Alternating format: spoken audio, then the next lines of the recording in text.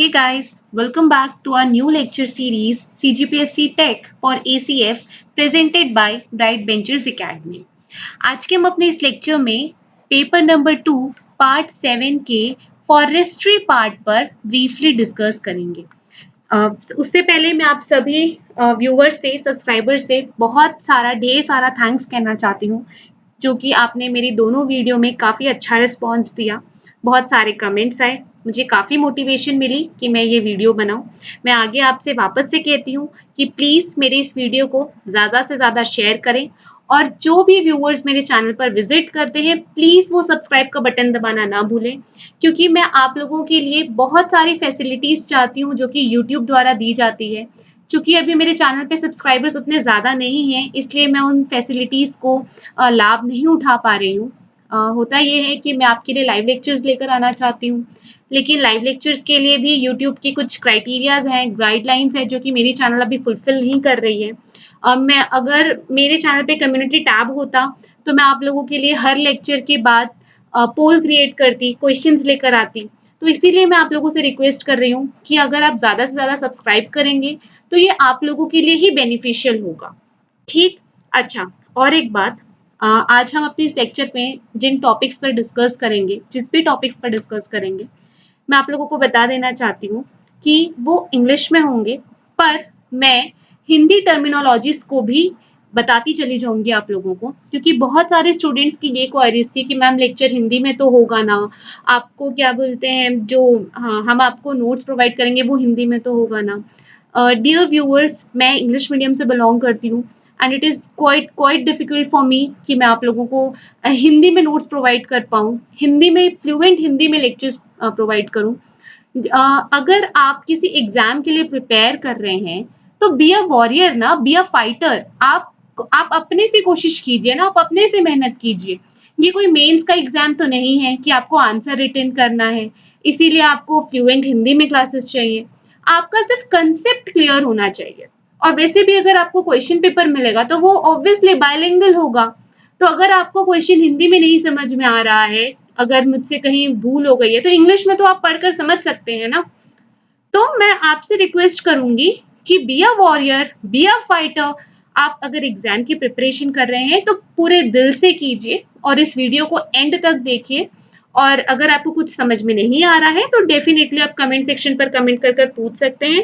और please please मेरी इस वीडियो को ज्यादा से ज्यादा लाइक करें, शेयर करें और सब्सक्राइब करना ना भूलें, और कमेंट कर जरूर बताएं कि आपको ये वीडियो कैसा लगा। तो चलिए स्टार्ट करते हैं। आज हम बात करने वाले हैं आज आज हम बात करने वाले हैं, देख लेते हैं कि कौन कौन से टॉपिक्स पर हम डिस्कस करने वाले हैं। जैसे कि आप देख सकते हैं कि हम फॉरेस्ट्री जो है, फॉरेस्ट्री यानी कि वानिकी को हम डिस्कस करने वाले हैं। तो सबसे पहले हम समझेंगे कि फॉरेस्ट्री सब्जेक्ट में फॉरेस्ट टर्म का मतलब क्या होता है। हम डिफरेंट डिफरेंट डेफिनेशन देखेंगे, अलग अलग क्राइटेरिया से हम फॉरेस्ट को डिफाइन कैसे करते हैं। फिर हम देखेंगे कि what is the difference between jungle versus forest. आपको पता होगा कि जंगल भी एक इंग्लिश वर्ड ही है। तो जंगल, और हिंदी में भी इसे आप जंगल ही कहते हैं, फॉरेस्ट यानी कि वन। तो इन दोनों में क्या डिफरेंस है, किस तरीके से इन दोनों की डेफिनेशन अलग अलग हुई, वो भी हम देखेंगे। फिर हम फॉरेस्ट का क्लासिफिकेशन देखेंगे। टोटल 8 कैटेगरीज में फॉरेस्ट को क्लासिफाई किया जाता है, ठीक। लेकिन हम आज के अपने इस लेक्चर में टोटल 4 कैटेगरीज को ब्रीफली डिस्कस करेंगे। तो चलिए आगे बढ़ते हैं अपने लेक्चर की तरफ और देखते हैं। सबसे पहला जो मोस्ट इंपॉर्टेंट है और इससे आपको डेफिनेटली क्वेश्चन निकल कर आ सकता है, वो ये है कि फॉरेस्ट टर्म कहाँ से डिराइव किया गया या कहाँ से लिया गया है। तो फॉरेस्ट टर्म जो है वो एक लैटिन भाषा से एक शब्द से डिराइव किया गया है, फॉरेस्ट, FOREST, फॉरेस्ट वर्ड से लिया गया है, जिसका मतलब होता है आउटसाइड ऑफ विलेज बाउंड्री, गांव के बाहर का जो एरिया होता है, दैट इज योर फॉरेस्ट, और उसी को हमने क्या कहा, फॉरेस्ट कहा। तो इससे डेफिनेटली आपको एक क्वेश्चन बन सकता है MCQ में। चलिए अब हम फॉरेस्ट की डेफिनेशन या परिभाषा की बात करते हैं। तो अगर मैं फॉरेस्ट की डेफिनेशन की बात करूं तो यहाँ पर सबसे पहला हम इकोलॉजिकल डेफिनेशन की बात करेंगे। तो तो इकोलॉजिकल बेसिस में अगर हम इसकी डेफिनेशन की बात करें तो देखिए, an uncultivated land, an uncultivated land occupied by natural vegetations with closed or partially closed canopy which provides shelter to the wildlife. Uncultivated land का मतलब क्या हुआ? अकृष्ट भूमि, वो अकृष्ट भूमि जिसको प्राकृतिक वनस्पति से भरा हुआ है, ठीक, ऑक्यूपाई किया गया है उनके द्वारा, विथ क्लोज्ड और पार्शियली क्लोज्ड कैनोपी। अब यहाँ पर ये जो आपको टर्म दिख रहा है कैनोपी, अब हम इसको ब्रीफली समझते हैं कि what is the meaning of term canopy. और मैं आप लोगों को बता दूं कि हिंदी में भी इसे हम कैनोपी टर्म से ही रिप्रेजेंट करते हैं। हिंदी में भी ये हिंदी भाषा में भी हम इसे कैनोपी नाम से ही जानते हैं। चलिए देखिए, यहाँ पर आपको ये जो दिख रहा है, ये डिफरेंट फॉरेस्ट का टॉप व्यू है। तो यहाँ पर आप देख सकते हैं कि ये जो पूरा टॉप व्यू है, यहाँ पर आपको ये जो पेड़ों की जो सतह आपको दिख रही है, ऊपरी सतह जो आपको दिख रही है, इसकी वजह से आपको जो लैंड का जो एरिया है वो दिखाई नहीं दे रहा है, राइट। आपको जो लैंड का जो एरिया है वो दिखाई नहीं पड़ रहा है, तो इसे ही हम क्या कहते हैं? कैनोपी। यानी कि वो एरिया जो पेड़ों की सतह से पूरी तरीके से कवर है, जब हम टॉप व्यू की बात कर रहे हैं तो उसे ही हम क्या कहते हैं? कैनोपी। यहाँ पर देखिए, आपको लैंड का एक भी पार्ट नजर नहीं आ रहा है, जमीन का कोई भी हिस्सा आपको देखने को नहीं मिल रहा है। लेकिन जब आप इस वाले पिक्चर पे देखेंगे तो यहाँ पर देखिए, जब हमने इसका टॉप व्यू लिया है तो यहाँ पर आपको जो लैंड का जो पोर्शन है वो आपको नजर आ रहा है, और यहाँ पर तो ये पूरी तरीके से ओपन फॉरेस्ट है, ठीक। तो अगर मैं कैनोपी को आपको समझाना चाहूँ तो क्या होता है कि किसी पर्टिकुलर यूनिट एरिया में कितनी जमीन दिख रही है। अगर बिल्कुल भी जमीन नहीं दिख रही है तो उसे हम क्या कहेंगे? 100% क्लोज कैनोपी। देखिए, यहाँ पर आपको बिल्कुल भी जमीन जो है वो विजुअलाइज नहीं हो रही है, तो इसे ये किस कैटेगरी में आ जाएगा? 100% क्लोज कैनोपी की कैटेगरी में। और जहां पर आपको थोड़ी बहुत जमीन दिख रही है उसे हम क्या कहेंगे? Partially canopy. तो ये किस क्राइटेरिया में आ जाएगा? किस एरिया में आ जाएगा? पार्शियली कैनोपी में आ जाएगा। और इसी कैनोपी प्रिंसिपल के थ्रू जो फॉरेस्ट सर्वे ऑफ इंडिया है, इसी प्रिंसिपल के थ्रू वो अपनी रिपोर्ट तैयार करती है। आपको पता ही होगा कि Indian state of forest report जिसे हम कहते हैं ISOF, इसी बेसिस पे वो क्या करती हैं? फॉरेस्ट का क्लासिफिकेशन करती हैं। वो लोग क्या करते हैं? सैटेलाइट के यूज से एक पिक्सल बनाने के लिए क्राइटेरिया रखते हैं, ठीक। अब सपोज उन्होंने क्या किया? सैटेलाइट भेजा यहाँ ऊपर से। अब सैटेलाइट के एक पिक्सल बनाने के लिए उन्होंने क्राइटेरिया रखी हुई है। एक पिक्सल बनाने के लिए कैसा? जैसे सपोज कि 1 हेक्टर जमीन है, ठीक। 1 हेक्टर जमीन है और वहां का कैनोपी कम से कम कितना होना चाहिए? 10% होना चाहिए। 1 हेक्टर जमीन में कितना परसेंट कैनोपी होना चाहिए? 10% कैनोपी होना चाहिए। तो वो क्या करता है? 1 पिक्सल बना देता है। अगर सैटेलाइट को 1 पिक्सल बनाना है तो 1 हेक्टर जमीन पे 10% कैनोपी बनाना जरूरी है, तब वो क्या करेगा? 1 पिक्सल बना देगा। तो इस हिसाब से उन्होंने बोला कि जब 1 पिक्सल बन जा रहा है तो हम इसको फॉरेस्ट में काउंट कर सकते हैं, ठीक। और इस तरीके से फॉरेस्ट को उन्होंने 3 कैटेगरी में कैटेगराइज कर दिया। पहला बोला उन्होंने ओपन फॉरेस्ट, दूसरा उन्होंने बोला मॉडरेट फॉरेस्ट, और तीसरा उन्होंने बोला very dense forest. Dear viewers, मैं आप लोगों को जो भी एक्स्ट्रा बातें बता रही हूँ, जो आपके नोट्स में यहाँ पर PPT में नहीं है, आप प्लीज उसे नोट डाउन करते जाइए। बार बार वीडियो को देखिए, पॉज कीजिए और नोट्स बनाइए, क्योंकि एंड टाइम में आपको यही नोट्स काम आएंगे, ठीक। तो चलिए, अब जब ओपन फॉरेस्ट की बात की गई तो ओपन फॉरेस्ट को के लिए क्या बोला गया कि 10% to 40% वाले कैनोपी क्या कहलाएंगे? ओपन फॉरेस्ट कहलाएंगे। मॉडरेट फॉरेस्ट कहाँ से कहाँ तक होंगे? 40% से 70% कैनोपी वाले जो फॉरेस्ट होंगे वो मॉडरेट फॉरेस्ट होंगे, और मोर देन 70% वाले जो फॉरेस्ट होंगे वो डेंस फॉरेस्ट होंगे। तो यहाँ पर आप देखिए, ये आपका डेंस फॉरेस्ट हो गया, ये आपका मॉडरेट फॉरेस्ट हो गया, और ये आपका ओपन फॉरेस्ट हो गया। तो आई होप आपको कैनोपी वर्ड जो है वो अच्छे से क्लियर हो गया होगा। चलिए, अब नेक्स्ट डेफिनेशन देखते हैं। अच्छा, अब मैंने आपको क्या बताया कि जिस हेक्टर पे अगर हम कैनोपी डेवलप हो जाती है, कम से कम 10% कैनोपी हो जाती है, तो वो एक पिक्सल में आ जाता है और फिर उसको जो गवर्नमेंट है वो फॉरेस्ट करार देती है। तो क्या मैं कहीं पे भी अपना फॉरेस्ट डेवलप कर सकती हूँ? सपोज मैंने क्या किया, 2 हेक्टर जमीन ले ली, वहां पे खूब सारे घने घने पेड़ पौधे लगा दिए, तो क्या वो फॉरेस्ट कहला जाएगा? नहीं। तो अब हम बात करेंगे लीगल डेफिनेशन ऑफ फॉरेस्ट की। ये मैं आपको यही समझाना चाह रही थी। लीगल डेफिनेशन ऑफ फॉरेस्ट का मतलब क्या हुआ? कोई लैंड एरिया जो कि सेंट्रल गवर्नमेंट, स्टेट गवर्नमेंट और किसी लोकल लॉज के द्वारा किसी लैंड एरिया को फॉरेस्ट करार दिया गया है, तो वो क्या कहलाएगा? लीगल डेफिनेशन कहलाएगा फॉरेस्ट का। ठीक, ऐसा नहीं कि मैंने 2 हेक्टर जमीन पे पेड़ पौधे उगा दिए तो मैंने बोल दिया कि वो फॉरेस्ट है, नहीं। सेंट्रल गवर्नमेंट और स्टेट मतलब किसी ऑथराइज्ड कम्युनिटी को ये हक होता है कि वो किसी लैंड एरिया को फॉरेस्ट डिक्लेयर कर सकती है। चलिए, अब हम बात करते हैं टेक्निकल डेफिनेशन की। टेक्निकल डेफिनेशन की अगर मैं बात करूं तो हम थोड़ा हिस्ट्री में चलते हैं। ऐसा समझिए कि ये किसी राजा का महल है और राजा के जो गांववासी हैं और उनके यहाँ के जो वर्कर्स हैं, वो ऐसे अपने छोटे छोटे घर बनाकर यहाँ पर बसे हुए हैं।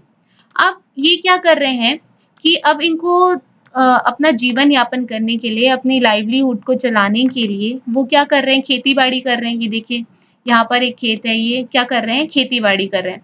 और इस तरीके से ये क्या कर रहे हैं? अपना जीवन जो है वो व्यतीत कर रहे हैं।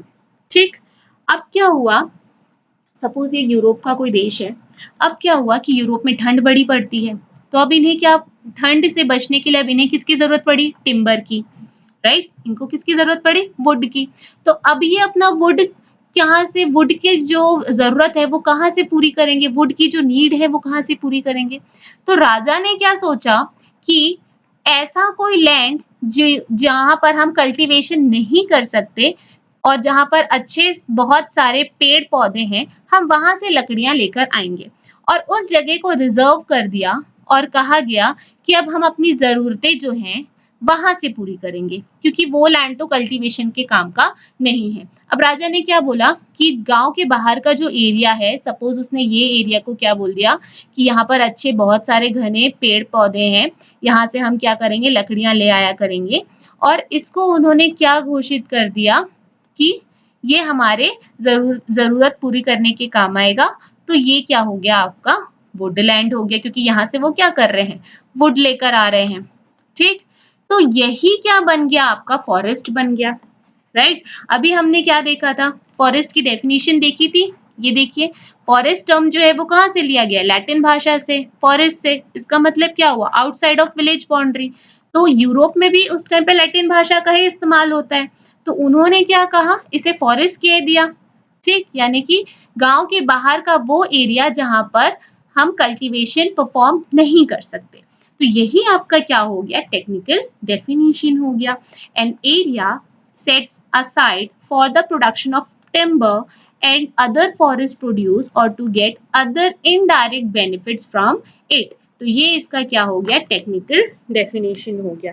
अच्छा डियर व्यूवर्स, मैंने आपको अभी जो 3 डेफिनेशन बताए, डेफिनेटली आपको वहां से क्वेश्चन जरूर पूछ सकता है, क्योंकि ऐसा क्वेश्चन पूछ सकता है कि आपको सीधे सीधे डेफिनेशन दे दिया और पूछा कि ये डेफिनेशन जो है किस क्राइटेरिया को फुलफिल करता है? Silviculture, forest, agriculture, land cultivation and so on. तो आपको वो डेफिनेशन पढ़ के ही समझ जाना चाहिए कि इसका सही आंसर क्या होगा। या तो आपको स्टेटमेंट के फॉर्म में दे सकता है कि फॉरेस्ट का definition so and so statement किसको फुलफिल करता है। तो इस तरीके से आपको यहाँ से क्वेश्चन जो है वो बन सकते हैं। तो मैं बार बार आपसे कह रही हूँ कि वीडियो को पॉज कीजिए और नोट्स जरूर बनाएं। चलिए आगे बढ़ते हैं।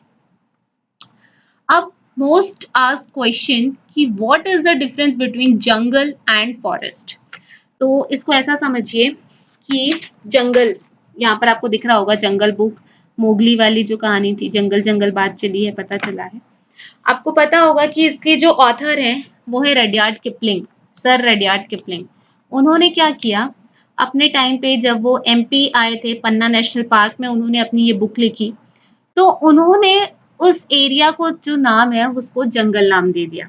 अब उनका कहना ये था कि हम ऐसा मानते हैं कि अकॉर्डिंग टू वेस्टर्न कल्चर या वेस्टर्न साइड में जब हम देखते हैं तो लोग वहां पर क्या करते थे, गांव के बाहर एक एरिया सेट कर देते थे जहां पर कल्टीवेशन नहीं होती है और वहां से अपनी टिम्बर की जरूरतों को या इनडायरेक्ट बेनिफिट्स के थ्रू वो क्या करते थे, अपनी जरूरतें पूरी करते थे।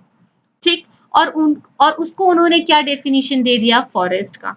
जब रडियार्ड किपलिंग सर यहाँ आए तो उन्होंने देखा कि ये जो एरिया डेवलप हुई है वो इंसानों ने नहीं की बल्कि वो मदर नेचर ने की है, ये मदर नेचर का गिफ्ट था। तो उन्होंने बोला, इसको ये जंगल नाम दिया। ये जंगल वर्ड जो है उन्हीं के द्वारा लिया गया। कैसे कि जहां पर ह्यूमन का इंटरफेरेंस हुआ, यहाँ पर आप देख सकते हैं इस पिक में एक छोटा सा आपको ह्यूमन दिख रहा है, जहां पर ह्यूमन का इंटरफेरेंस हुआ उसको हमने क्या कह दिया, फॉरेस्ट। अभी हमने देखा अपने पिछले स्लाइड में। और जहां पर ह्यूमन का इंटरफेरेंस नहीं है उसे हम क्या कह देंगे, जंगल कह देंगे। ठीक। तो this is the basic difference between jungle and forest. I hope you people are clear with this. चलिए आगे बढ़ते हैं। अब हम देखते हैं फॉरेस्ट का क्लासिफिकेशन, हम फॉरेस्ट को कैसे क्लासिफाई करते हैं। तो हम फॉरेस्ट को क्लासिफाई करते हैं on the basis of age, regeneration, composition, ownership, function, legality, growing stock, ecological और इकोसिस्टम बेस्ड। आज के हम अपने इस लेक्चर में 4 क्लासिफिकेशन को ब्रीफली कवर करेंगे। चलिए आगे बढ़ते हैं और देखते हैं first classification of forest. On the basis of age, यानी कि उम्र के आधार पे वनों फॉरेस्ट का क्लासिफिकेशन करना। एक्सट्रीमली सॉरी, मेरी हिंदी काफी वीक है। चलिए, अगर मैं बात करूं on the basis of age तो सबसे पहला होता है टाइप इवन एज्ड या रेगुलर फॉरेस्ट। इवन एज का मतलब क्या हुआ, समायु वन, है ना। मतलब कि ऐसा वन जहां पर सारे पेड़ों की जो उम्र है या जो एज है वो ऑलमोस्ट सेम है ना। अब देखिए, अगर किसी वन में सारे पेड़ों की उम्र सेम है तो इसका मतलब क्या हुआ कि नेचर, मदर नेचर जो है वो तो ऐसा इवन एज्ड फॉरेस्ट कभी बना ही नहीं सकता। अगर नेचर के द्वारा वो फॉरेस्ट बना हुआ है तो क्या ऐसा पॉसिबल है कि सारे जो पेड़ हैं वो एक ही एज के हों? नहीं। लेकिन हाँ, मैन कर सकते हैं ऐसा, ह्यूमंस कर सकते हैं। कैसे? बाय प्लांटेशन, है ना। प्लांटेशन की हेल्प से वो इवन एज फॉरेस्ट जो है वो डेवलप कर सकते हैं। और ऐसा जो फॉरेस्ट है वो किया गया था, प्लांटेशन किया गया था 1842 में नीलांबूर में, टीक प्लांटेशन। ठीक, वहां पे टीक ट्रीज लगाए गए थे। और ये जो था फर्स्ट था नीलांबूर, जो कि केरल में है। तो इससे आपको डेफिनेटली एक क्वेश्चन आ सकता है कि सबसे पहले जो इवन एज्ड फॉरेस्ट जो है वो कहाँ पर हुआ इंडिया में, तो वो नीलांबूर केरल में 1842 में टीक प्लांटेशन हुआ। तो इन शॉर्ट हम ये बोल सकते हैं कि एक ट्रू इवन एज फॉरेस्ट जो है वो क्या होते हैं, मैनमेड फॉरेस्ट। डेफिनेटली वो क्या होते हैं, मैनमेड फॉरेस्ट होते हैं। अब दूसरा हम देखते हैं अनइवन एज्ड और इरेग्युलर फॉरेस्ट। इसका मतलब क्या हुआ, just opposite of even aged, right. मतलब जहां पर सारे एजेस की ट्रीज आपको मिल जाते हैं वही आपके क्या हो गए, अनइवन एज्ड फॉरेस्ट। अच्छा, अब इवन एज्ड की एक बात मैं आप लोगों को बताती हूँ, यहाँ पर नोट पॉइंट जो है मेंशन है कि मैनेजमेंट व्यू से अगर देखा जाए तो क्या होता है कि naturally regenerated forest as even aged forest by allowing up to 25% of rotation age difference। इसका मतलब क्या हुआ कि सपोज अगर किसी ह्यूमन ने एक फॉरेस्ट डेवलप किया है, ठीक, अगर हम नीलांबूर का ही एग्जांपल ले लें, तो क्या ऐसा पॉसिबल है कि वहां पर कोई पेड़ जो है वो अपने आप नहीं उगेगा? बिल्कुल उगेगा। कैसे? सपोज कि वहां पर टीक प्लांटेशन हुई, ठीक, ये टीक है, यहाँ का जो सीड है वो गिरा, ठीक, और फिर वहां से एक नया रीजनरेशन हुआ, है ना। तो क्या हुआ कि इन पेड़ों में एज डिफरेंस हो गया। तो ऐसा पॉसिबल तो नहीं है ना कि सारे पेड़ जो है वो एक ही एज के हों। तो मैनेजमेंट पॉइंट ऑफ व्यू से उनको मैनेज करने के लिए क्या किया गया, उनको 25% का जो है रोटेशन एज डिफरेंस की छूट दी गई। इसका मतलब क्या हुआ, इसको ऐसे समझिए कि सपोज आज मैंने एक पेड़ लगाया, ठीक, 100 साल बाद क्या हुआ कि मैंने देखा कि इस पेड़ की उम्र क्या हो गई, 100 साल, ठीक। लेकिन जब ये पेड़ 25 साल का था तो इस पेड़ के बीज से एक पेड़ और हुआ। अब इस पेड़ की उम्र क्या हो गई, 75 ईयर्स। मतलब इन दोनों में कितना डिफरेंस हो गया, 25 ईयर्स का डिफरेंस हो गया। बट स्टिल ये किस में काउंट किए जाएंगे, इवन एज्ड फॉरेस्ट में या रेगुलर फॉरेस्ट में काउंट किए जाएंगे। इसका मतलब क्या हुआ कि 25% ऑफ रोटेशन एज डिफरेंस दी जाती है फॉर मैनेजमेंट व्यू, ठीक है। मैनेज करने के लिए, उस फॉरेस्ट को मैनेज करने के लिए 25% ऑफ रोटेशन एज डिफरेंस जो है वो देखा जाता है, ठीक। अब यहाँ पर किस लिए, in such case where the forest is not harvested for 100 or more years, unless and until उस फॉरेस्ट को लगाए हुए 100 या 100 से ज्यादा साल नहीं हुए हैं, तो हम इस केस में क्या करते हैं, 25% ऑफ रोटेशन एज डिफरेंस जो है वो कर लेते हैं, ठीक है। अब नेक्स्ट देखते हैं, on the basis of regeneration. Regeneration का मतलब क्या हो गया, पुनर्जनन, ठीक। तो अगर हम on the basis of regeneration की बात करें तो पहला होता है हाई फॉरेस्ट और एक होता है आपका कॉपिस फॉरेस्ट। हाई फॉरेस्ट का मतलब क्या हुआ कि जब रीजनरेशन या पुनर्जनन किसके द्वारा हो रही है, सीड्स के द्वारा, तो उसे हम क्या कहेंगे, हाई फॉरेस्ट। यहां से भी जरूर क्वेश्चन निकल कर आ सकता है कि हाई फॉरेस्ट का मतलब क्या होता है, हाई फॉरेस्ट कौन सी क्राइटेरिया को फुलफिल कर सकता है, हाई फॉरेस्ट टर्म किससे रिलेटेड है, ऐसे आपको बहुत सारे क्वेश्चंस बन सकते हैं। तो जहां पर रीजनरेशन या पुनर्जनन किसके द्वारा हुआ, सीड्स के द्वारा, ऐसे फॉरेस्ट को हम क्या कहते हैं, हाई फॉरेस्ट। देखिए यहाँ पर आपको दिख रहा होगा कि यहाँ से क्या हुआ, सीड जो है वो गिरेगा और वापस से उसका क्या हो जाएगी, उत्पत्ति हो जाएगी, ठीक। नेक्स्ट है हमारा कॉपिस फॉरेस्ट। अगर मैं कॉपिस फॉरेस्ट की बात करूं तो यहाँ पर क्या हो रहा है, रीजनरेशन किसके द्वारा हो रहा है, कॉपिस के द्वारा, ठीक। अगर आप पूछ रहे होंगे कि कॉपिस क्या होता है, तो यहाँ पर आप देख रहे हैं पेड़, ये जो पेड़ यहाँ पर है वो कट गया है, ये जो उसका स्टंप वाला पार्ट है इसे ही हम क्या कहते हैं, कॉपिस। ये जो स्टंप वाला पार्ट है इसे ही हम क्या कहते हैं, कॉपिस कहते हैं, ठीक। तो अच्छा, और एक बात कि अगर मैं हाई फॉरेस्ट और कॉपिस फॉरेस्ट को मैन मेड फॉरेस्ट और नेचुरल फॉरेस्ट से अगेन क्लासिफाई करूं तो डेफिनेटली अगर मैं नेचुरल हाई फॉरेस्ट की बात करूं तो क्या होगा, तूफान आया, ठीक, सीड जो है वो पेड़ से झड़कर गिर गए और वापस से ग्रो कर गए, तो वो क्या होगा, नेचुरल हाई फॉरेस्ट की डेफिनेशन हो जाएगी। लेकिन वहीं अगर मैं मैनमेड हाई फॉरेस्ट की बात करूं तो मैनमेड हाई फॉरेस्ट क्या हो सकता है कि मैन ने क्या किया, बहुत सारे सीड्स लिए और उनको उगा दिया और फिर वहां पर एक बहुत सारे क्या हो गए, पेड़ आ गए और वो क्या बन गया, एक फॉरेस्ट बन गया, ठीक। गवर्नमेंट जो है किसी लैंड को डिक्लेयर करके ऐसा बिल्कुल कर सकती है, तो वो क्या हो गया, मैनमेड हाई फॉरेस्ट हो गया। अब अगर मैं कॉपिस फॉरेस्ट, नेचुरल कॉपिस फॉरेस्ट की बात करूं तो नेचुरल कॉपिस फॉरेस्ट कैसा हो सकता है कि जैसे सपोज किसी जंगल में या किसी वन में आग लग गई, है ना, जैसे आप लोगों को अभी याद होगा हाल ही में ऑस्ट्रेलिया बुश फायर वाला केस, तो अब वहां पर क्या होगा कि सारे पेड़ जो हैं वो जल गए लेकिन उनका कॉपिस तो रह गया ना, तो यहाँ से क्या होगा, वापस से नए प्लांट की क्या हो जाएगा, ग्रोथ होना स्टार्ट हो जाएगा, ठीक। तो वो किसके अंदर आ जाएगा, नेचुरल कॉपिस फॉरेस्ट के अंदर।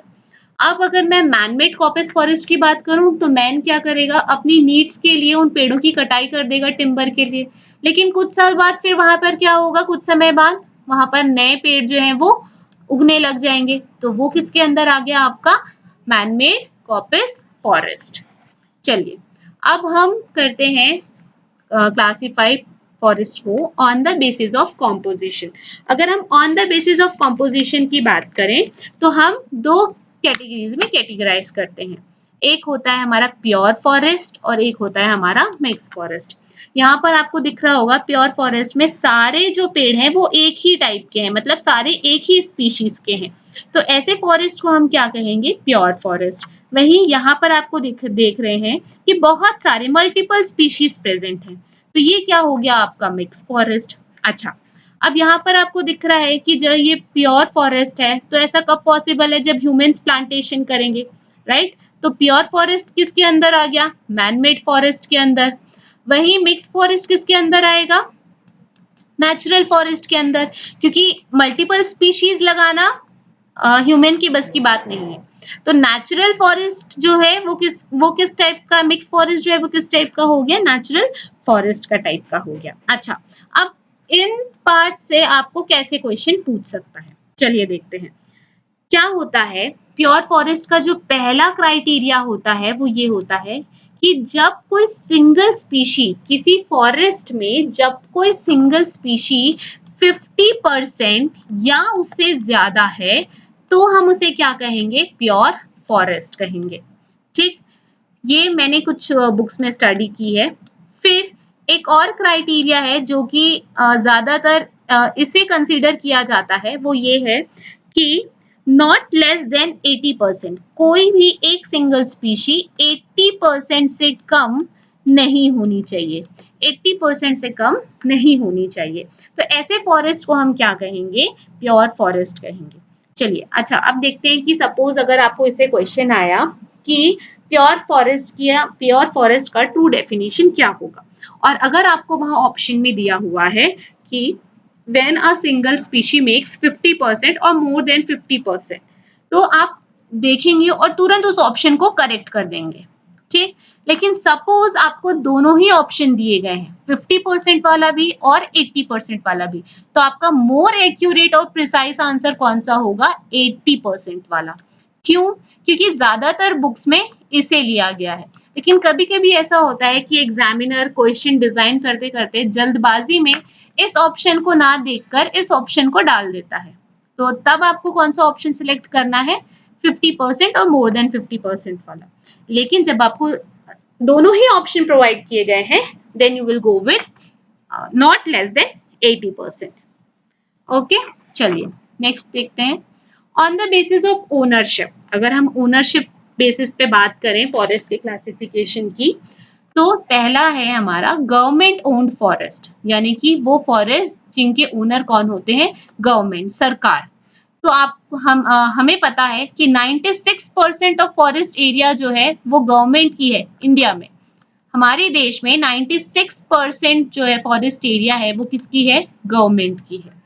ठीक, अगर हम प्राइवेट फॉरेस्ट की बात करें, तो प्राइवेट फॉरेस्ट किसी फर्म या किसी इंडस्ट्रीज ने ली हुई है ताकि वो अपनी बेसिक नीड्स को जो है फुलफिल कर पाए, ऐसा, तो उसे हम क्या कहेंगे, प्राइवेट फॉरेस्ट। वैसे ये वाला जो कल्चर है यूजुअली वेस्टर्न साइड में ज्यादा अपनाया जाता है, हमारी इंडिया में सिर्फ और सिर्फ एक ही है private forest, that is what, BILT paper mill. ठीक, प्राइवेट फॉरेस्ट क्या होते हैं, जो कि इंडस्ट्रीज के द्वारा ओन किए जाते हैं, ओन बाय इंडस्ट्रीज, और वो भी एक ही है, बिल्ट पेपर मिल। तो इससे भी आपको डेफिनेटली क्वेश्चन देखने को मिल सकता है, तो इसे भी आप नोट डाउन कर लीजिएगा। चलिए नेक्स्ट क्या होता है, पंचायत और सोसाइटी। किसी पंचायत या किसी सोसाइटी के द्वारा डेवलप किया हुआ और किसी कम्युनिटी के द्वारा डेवलप किया हुआ, तो वो क्या हो जाएगा, वो उनका फॉरेस्ट हो जाएगा, ओनरशिप के अंदर आ जाएगा। ठीक, तो ऐसा भी इंडिया में सिर्फ एक ही है, that is what, Lalwan community reserve Punjab. आपको पता होगा कि पंजाब और हरियाणा में जंगल नहीं है, तो वहां पर लालवान कम्युनिटी ने क्या किया, एक सिलेक्टेड एरिया ले लिया, वहां पर फॉरेस्ट डेवलप किया और बोल दिया कि वो उनका फॉरेस्ट है, और उसका नाम क्या रखा, लालवान कम्युनिटी रिजर्व पंजाब। ठीक, अच्छा यहाँ से एक क्वेश्चन आपको और ये पूछ सकता है कि इंडिया में वो ऐसी कौन सी जगह है जहां पर ट्राइबल पीपल एग्जिस्ट नहीं करते, इंडिया में वो कौन सी जगह है जहां पर ट्राइबल पीपल एग्जिस्ट नहीं कर सकते, तो इसका सही आंसर होगा आपका पंजाब और हरियाणा। क्यों, क्योंकि ट्राइबल पीपल्स जो होते हैं वो जनरली आपको फॉरेस्ट एरिया में ही मिलते हैं। अब क्योंकि पंजाब और हरियाणा में फॉरेस्ट एरिया है ही नहीं, तो वहां पर ट्राइबल पीपल जो है वो भी एग्जिस्ट नहीं करेंगे। सो आज के हम अपने लेक्चर को यही वाइंड अप करते हैं। आई होप आपको सारी चीजें समझ में आई होंगी। अगर आपको कहीं भी डाउट आया है तो प्लीज आप कमेंट सेक्शन पर कमेंट करें, और इससे रिलेटेड जो है एमसीक्यूज मैं आप डेवलप करूंगी, बट मैं ये सोचती हूँ कि हम जो है एमसीक्यूज जो है वो लास्ट में डिस्कस करेंगे, क्योंकि फॉरेस्ट्री जो है अभी नया नया हाल ही में ऐड हुआ है। बाकी हम पैरेलली लेक्चर्स चलाएंगे, फॉरेस्ट्री, केमिस्ट्री, और कोशिश करूंगी कि फिजिक्स के लेक्चर्स भी अपलोड हो जाएं। तो इससे क्या होगा, हमारा जो सिलेबस है वो जल्दी जल्दी कवर अप हो जाएगा। अगर आपको ये लेक्चर यूजफुल लगा तो प्लीज मेरे चैनल को सब्सक्राइब करें और ज्यादा से ज्यादा शेयर करें। Thank you so much. Thanks for watching.